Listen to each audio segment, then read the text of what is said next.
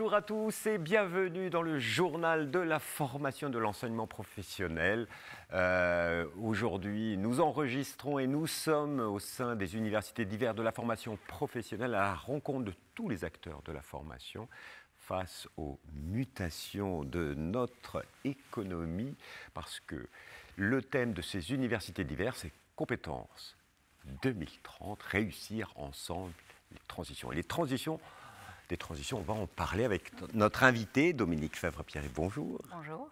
Vous êtes délégué général de l'ANFA, pour Association nationale de la formation automobile, un secteur qui est souvent dit en transition. Mais très exactement, l'ANFA, vous faites quoi?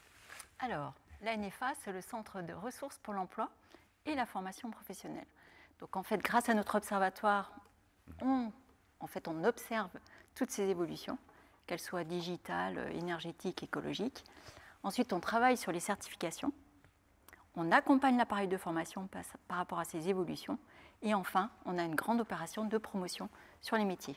Alors, on parle dans ces universités de transition et effectivement, oui, le secteur automobile est extrêmement touché par ces transitions. Il suffit de dire voiture électrique, on se dit c'est une vraie révolution. C'est de nouveaux métiers, tout change quelque part. Alors, tout d'abord, petite précision, parce que les services automobiles, c'est l'ensemble des activités et services après que les véhicules soient sortis de leur usine. Donc c'est l'auto, la moto, le camion et le vélo.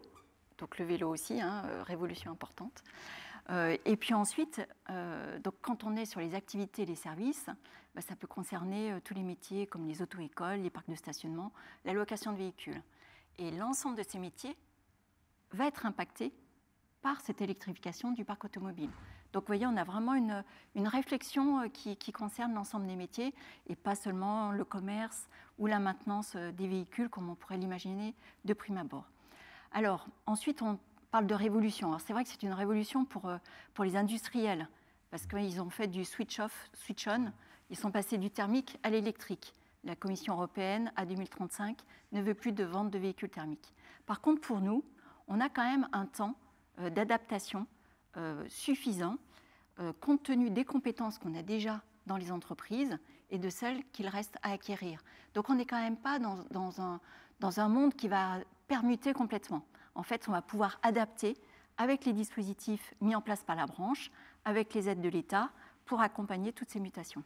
Mais il y a des mutations, là on parle électrique, mais si je dis hydrogène, là vous travaillez, vous imaginez, vous pensez tous ces métiers du futur. Il y a d'énormes opportunités pour l'ensemble de la population, mais aussi un travail à mener avec les centres de formation sur les nouvelles compétences qui seront demandées à l'avenir. Aujourd'hui, il y a un champ des possibles. Vous parlez de l'hydrogène, mais aujourd'hui, le business model de l'hydrogène, il n'est pas acquis. Donc en fait, nous, l'Observatoire, son boulot, c'est d'être en veille par rapport à ce qui pourrait émerger et ce qui émergera. Et ensuite, une fois que c'est fait en émergence, quels sont les impacts sur les compétences. Donc nous, notre accompagnement, il va se faire une fois que les choses sont vraiment acquises. On va pas, en fait, on va informer sur des changements possibles, mais en termes d'accompagnement réel sur les compétences, il faut que les systèmes soient stabilisés. Concrètement, est-ce qu'il y a un projet que vous pourriez nous expliquer, un cas concret? Voilà, alors pour effectivement illustrer sur quelque chose qui est déjà en cours, on est dans une transition digitale. On a effectivement des véhicules qui sont hyper connectés, qu'ils soient thermiques ou électriques. L'électronique est présente dans les véhicules et impacte tous les métiers, que ce soit là pour le coup les vendeurs, les mécaniciens, voilà. Donc pour ce type d'évolution, une fois que les choses sont vraiment actées, en fait, bien souvent, on s'appuie sur les projets proposés par l'État, le plan de relance, programme d'investissement d'avenir. Et donc, à partir de ces projets-là, on va travailler avec un consortium qui réunit un maximum d'acteurs, et bien évidemment les constructeurs, les équipementiers, donc tout l'amont, et puis tout le monde de la formation, les CFA, les lycées professionnels, les universitaires. Et avec ce consortium-là, on va travailler sur des outils, des modules de formation de manière assez concrète pour pouvoir les diffuser le plus rapidement possible. Et donc notre objectif, c'est de faire pareil pour la maintenance des véhicules électriques, pour la maintenance des batteries, pour le recyclage des batteries et pour tout ce qui est également installation de recharge.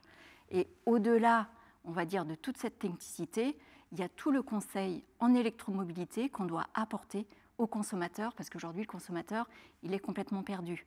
Donc, il a besoin de savoir, quand il loue une voiture, comment elle se recharge, quand il la stationne, où est-ce qu'il peut stationner. Enfin, vous voyez, donc c'est toutes des questions vraiment très concrètes sur lesquelles nous, on nous attend et pour lesquelles on peut apporter des réponses. Alors, les mauvaises langues disent oui, mais l'automobile, c'est fini. Mais quand je vous écoute, au contraire, il y a plein de développements. Au contraire, il y a des opportunités de nouveaux métiers. Alors, je ne dirais pas opportunité de nouveaux métiers, hormis effectivement sur le vélo, où là, on a quand même un développement avec des structures qui étaient vraiment des TPE qui commencent à s'étoffer et pour lesquelles on a des volumes d'effectifs qui font que l'encadrement intermédiaire commence à émerger. Donc là, on a vraiment une émergence de métiers. Sur les installations de bandes de recharge, pareil, on a vraiment une émergence de métiers. Sur la batterie, on imagine qu'effectivement, au niveau de la maintenance et du recyclage, il y aura de nouveaux métiers. Mais pour autant, on a aujourd'hui des personnels en place, et c'est ça qui est important, et il faut effectivement les accompagner pour qu'ils aillent sur ces nouveaux métiers. C'est du reskilling, du upskilling? Du upskilling, oui, c'est vraiment, on est plutôt... Alors, dans nos entreprises, la compétence électrique, elle était déjà présente, puisque comme je vous le disais, l'électronique est embarquée et vraiment dans tous les véhicules. Pour autant, ce qui change vraiment la donne, c'est la mise en sécurité des véhicules. Parce que là, pour le coup, on travaille sous haute tension. Et donc, on n'est pas du tout dans les mêmes risques.